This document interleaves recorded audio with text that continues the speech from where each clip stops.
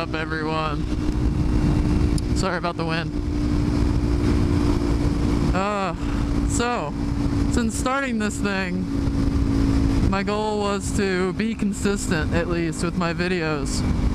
So far, I have 3 subscribers, and thank you guys very much for subscribing. Anyway, so yeah, I was trying to be consistent with it, but I was trying to get the footage off of my GoPro Tuesday to publish a video on Wednesday. I was thinking Monday, Wednesday, Friday would be when I publish these videos. And half of my USB ports were dead. Which was no good. So I was like, alright, well that sucks. My computer I have at home is one I built myself, and it's been giving me a lot of trouble lately. Outside of the USB port issue, but anyway. So then I managed to get one of the USB ports working, and I start transferring it, and it's going at 700K a second.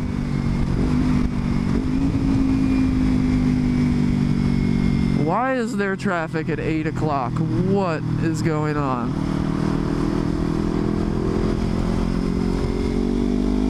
So yeah, it's going 700K a second. I'm like, this is no good. This is no bueno. It's gonna take me 24 hours or something to transfer all the footage I had. This is basically 2 days worth. And so I barely got Monday's video out. And I didn't get to do Wednesdays. Today's Friday. So I went ahead and just bought all the parts for a new computer. It's a PC. Now, I always thought my next main workstation at home would just be like a MacBook Air or MacBook Pro. I have one right now. It's not very fast though, it's a pretty old one. MacBook Air. But I also run a Plex server at home, which is like a home media server, where I have all my movies and stuff like that, and my TVs and Fire TVs and all the media, everything in my house can access it. So it's basically like a home central media server, and it's pretty awesome. It pretty much just works. And I could run it on a Mac Mini, but then you have to deal with external drives and blah blah blah blah blah, and I already have about 3 terabytes worth of stuff. So I need a lot of room. So I just said, screw it, I'll build a new PC. Bought all the parts on Amazon, had them overnighted. Put it together today, and currently running about 11 terabytes worth of storage, so it should be good. It's gonna store everything, including my MotoVlogs, which are already taking up quite a bit of space. And it's a pretty beefy processor.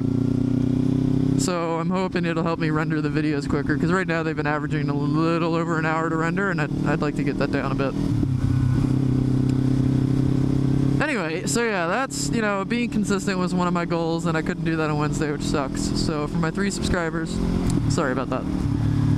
I don't really have a topic today.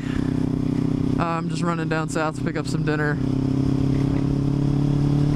Thought I would just ramble a little bit. I don't have enough views to really send anyone a lot of traffic right now, but there is a MotoVlogger I want to call out, and he's awesome. I love watching his videos. I look forward to everyone coming out, and it's Walterific.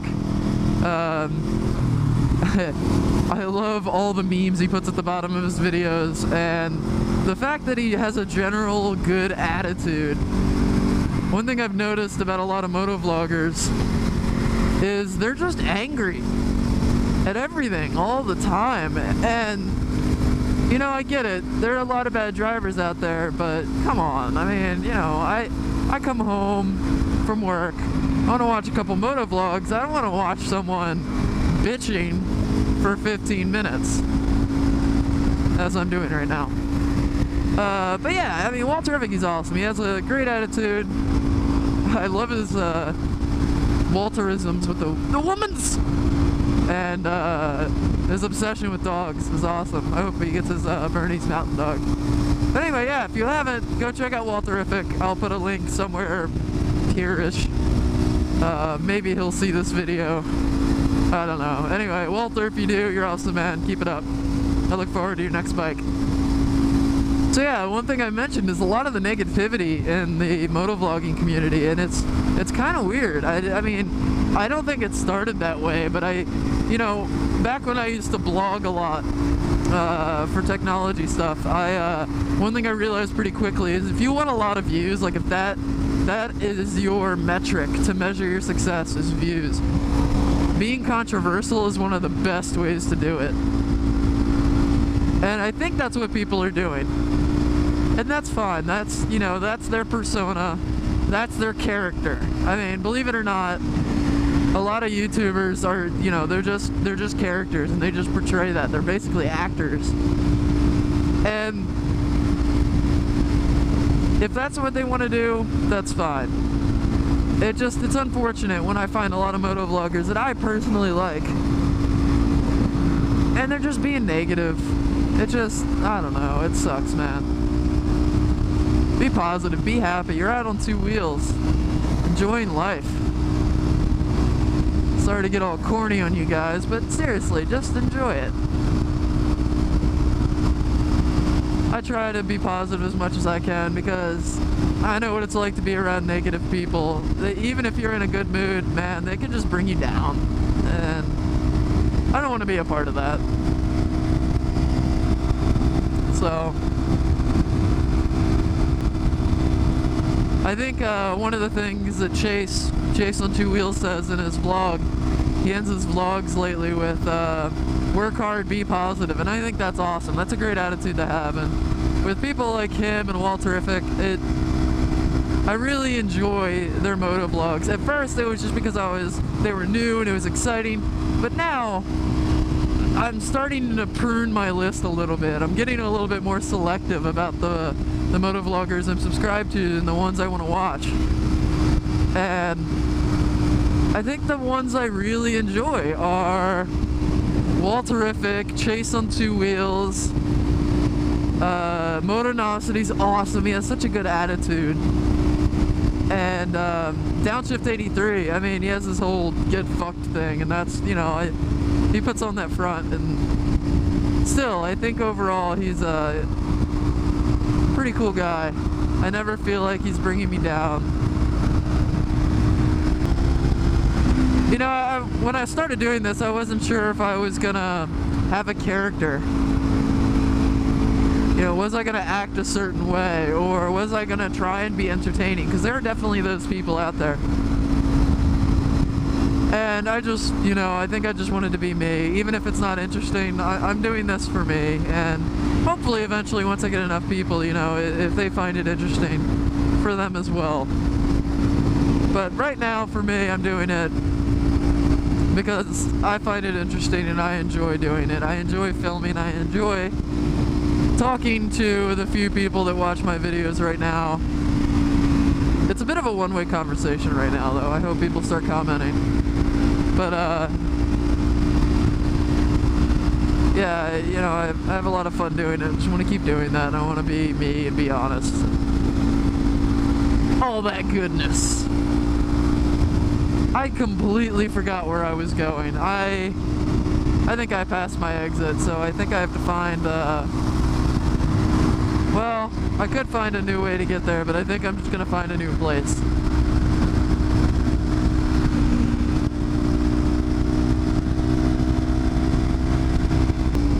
So I have a question, if anyone wants to answer down in the comments. Do you ride 24/7 with your high beam on? I'm doing it right now. It's kind of duskish. But I just like to be visible. So I ride around with it.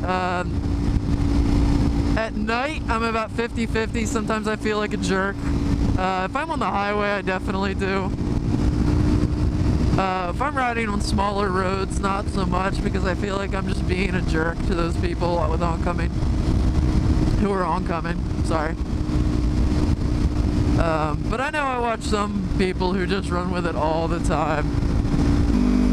Well, you're doing exactly the speed limit.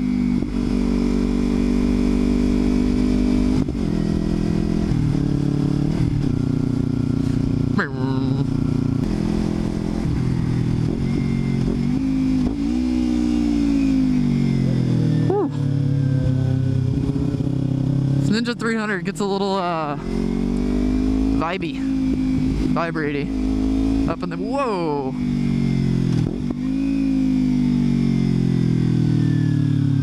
Okay.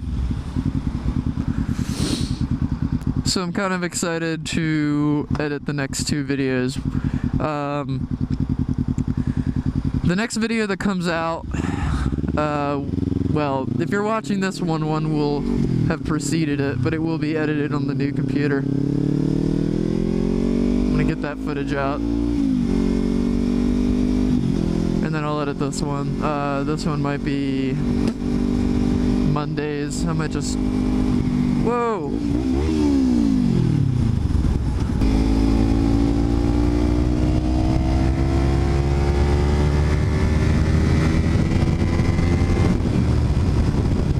One thing that's really annoying about this 300, not the bike per se, like, don't get me wrong, it's a fantastic bike, is the more upright position, definitely, I get a lot more air in my chest.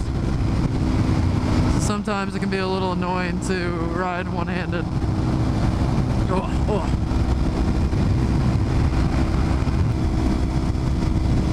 So yeah, I started getting prepped for this, I'm kind of excited, this 1,000-mile and 24-hour ride. I got a tank bag, Camelback, try and stay hydrated and be able to bring more stuff. I want to be able to film almost all of it if I can. I have some really large battery packs. Not really, I mean, they're physically large, but I think one of them's like 25,000 milliamp hours, which is enough to charge my iPhone 6 Plus something like 7 times. Then I have another one, which I believe will charge, I think like 5 times. So together, I'm hoping I'll be able to plug it into my GoPro and just either, I might be able to just do the stop motion thing, the time lapse, or record at a lower resolution, maybe like 720p and just speed it up. I don't know, I haven't figured that out yet. I think I might give it like a trial run and see how it goes. A lot of bikes, not a lot, I think it was a Ducati I rode. Man, this wind. One of the Ducatis I rode, the cancel turn signal button, if the turn signal isn't blinking, it actually changes the mode. It doesn't work for me because I compulsively hit that button because I don't want to be that guy with my signal on. Because I, as a driver, when you have your signal on, I assume you're signaling your intent to do something. Not that you are currently doing something, which is how most people treat it, but your intent to do something. So if you're signaling right and I'm in your blind spot or close to you, I'm going to slow down and give you space. So I don't want to be that person, so I hit it non-stop, just out of habit. Whoa. So I wouldn't constantly want to be changing modes while I'm riding. Not a big fan of that. I have to sit pretty far back on this bike. I'm not gonna look down on the highway for very long, but my butt is basically up against the rear seat. Like, I can feel the rear seat right now.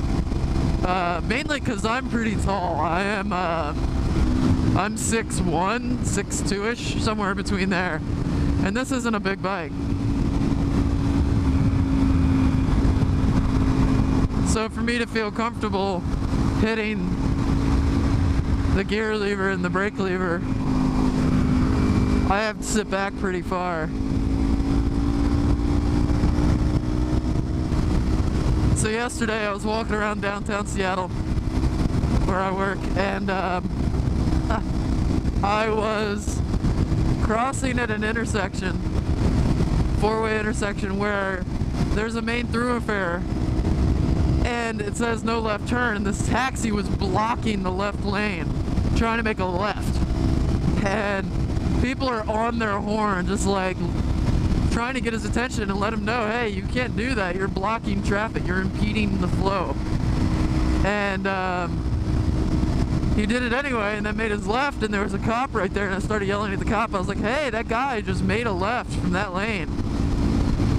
They go, are you sure? I don't think that's what happened. I'm like, yes, I'm certain. I just watched it. And they lit up their lights and they went after him and pulled him over. Insert picture here. I took that as they were pulling him over. Thought that was pretty comical. Justice porn. That's a wrap on episode 5. I think I've rambled enough, and I'm just gonna sit here and look at the skyline with that sunset and CenturyLink Field in the background and Safeco Field, and it's where the Mariners and the Seahawks play.